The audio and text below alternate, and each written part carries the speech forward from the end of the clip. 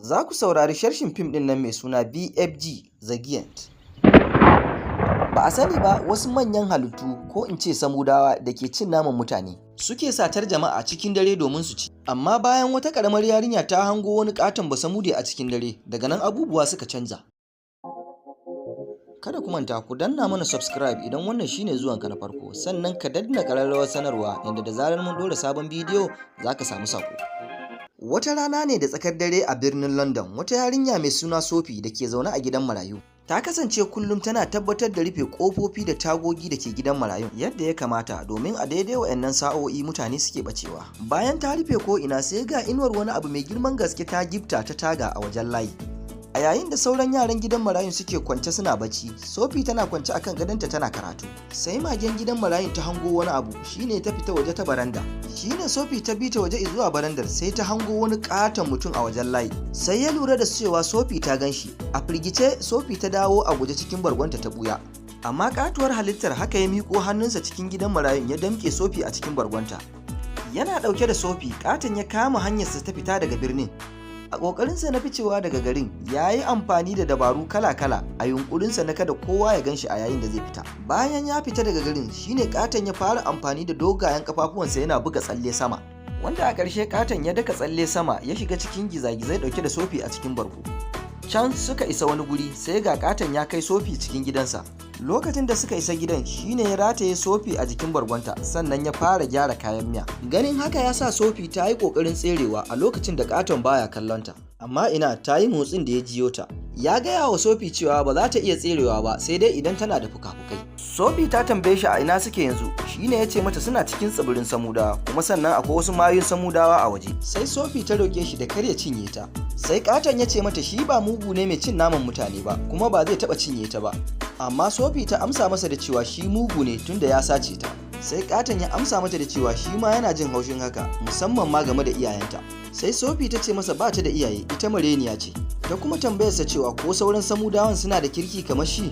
Sai ya amsa mata da cewa a'a, za su cinye ta da zarar sun ganta. Kuma ya ƙara mata da cewa idan aka kwatanta shi da sauran Samudawan, shi ne mafi kankanta a cikin duniyar tasu. Sophie ta tambaye shi me dalilinsa na kawo ta nan.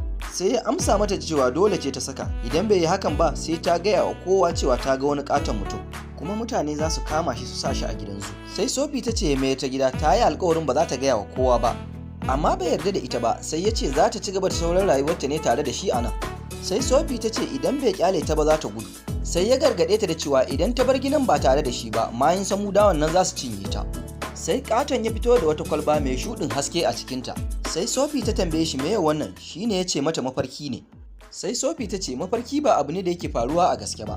Shine katon ya fara karanta a Sophie wani littafi har bacci ya ɗauke ta.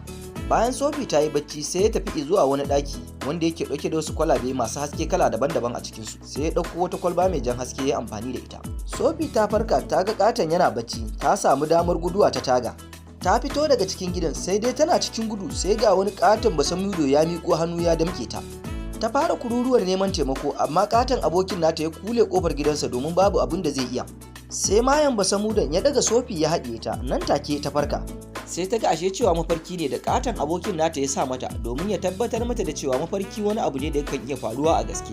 Washe gari sai ya ɗauko wani abin shansa mai ƙarfi wanda yake kira da suna Prop Scotty. Ashe Sophie ta lura da cewa kumfar cikin abin shan nasa tana yin ƙasa, saɓanin yin sama kamar yadda muke ganin a abubuwan shanmu na yau da kullum. Sai ya gaya mata cewa kumfar da take yin sama tana fita ne ta hanyar da bata dace ba, shine kamar fita ta baki, amma wacce take yin ƙasa kuma tana fita ne ta ƙasa, wato dubura. Jin haka yasa Sophie ta ce iskar da ke yin ƙasa ita ce mafi muni, amma katon bai damu ba, sai ya fara fidda wata kakkarfar iska daga duburarsa, wato tusa, wadda take raba shi da ƙasa kamar rocket, kuma yana jin daɗi. Suna cikin wannan yanayi sai ga ɗaya daga cikin mayun Samudawan nan masu cin naman mutane ya shigo cikin gidan. Sai katon abokin nata ya ɗauke masa hankali domin ta ɓuya. Cikin firgici Sophie ta shiga cikin wani kayan lambu ta ɓuya a ciki. Sai mayan ya ɗauke abin da Sophie ta ɓuya a ciki, ya je yana ƙanshin mutum zai cinye. Sai katon abokin nata ya tuna masa cewa baya cin kayan lambu, shine ya jefar da abin a ƙasa ya fita. Daga nan katon ya ɗauke Sophie ya kai ta can cikin kogon gidansa domin ta tsaftace jikinta. Sannan ya ɗauko mata wata akwatin kaya. Sophie ta zaɓi jan riga ta sa a jikinta. Sai katon ya fara yi wa Sophie wani irin kallo cikin ɓacin rai da mamaki. Shine take tambayarsa me ke faruwa, amma bai ce mata komai ba. Daga nan ya ɗauko Sophie ya ɗora ta akan wani ɗaki da ke kan bishiya, sannan ya ce mata zai fita yin aikinsa, wato kama mafarki. Sai Sophie ta ce tana so ta bi shi amma ya ƙi yarda. Shi ne ta kalli wasu mafarkan da suke cikin kwalabe sai ta ga suna wani irin haske. Ta cika da mamakin ganin hakan sai ta ƙara matsawa abokin nata domin sai ta bi shi sun tafi tare. Shi ne a ƙarshe ya yarda. Bayan sun fito wajen gidan nasa sai suka tarar da mugayen Samudawan suna bacci. Sai suka fara ƙoƙarin lallaɓawa domin su wuce. Amma sai wani ya cafke kafar ƙaton abokin nata, shi ne ta gudu ta shiga cikin wata tsohuwar mota. Sai mugayen Samudawan suka fara azabtar da ƙaton abokin nata. Suna amfani da shi a matsayin ƙwallon ƙafa suna jifa da shi. Sophie ta yi mamakin ganin yadda ya kasa ƙatar kansa domin sun fi shi girma. Kwatsam sai aka fara ruwan sama, sai mugayen Samudawan suka fara gudu domin ɓuya saboda ba sa son ruwan sama. Kuma ƙaton abokin nata ya sa ta a cikin jaka suka gudu. Amma cikin rashin sani Sophie ta jefar da bargonta, mayin Samudawan sun tsinta. Don haka sai suka gane cewa da akwai mutum a tare da shi. A can kuma Sophie tare da babban abokin nata sun isa wani guri da manyan Samudawan suke kira da duniyar mafarki. Sophie ta ga taurarin da suke sama suna da matukar haske sosai. Katon abokin nata ya sanar da ita cewa a duk lokacin da dare ya haska sosai yakan jiyo kiɗa daga duniyar taurarin. Ya kuma gaya mata cewa yana jin maganganun ƙwarin da ke cikin ƙasa, da ganyayyaki da bishiyoyi suna magana da junansu. Kuma yana jin duk wani sirri da ke faruwa a duniyar mutane. Sophie ta lura da bishiyar da ke cikin ruwan tana ɗauke da hasken mafarkai a jikinta.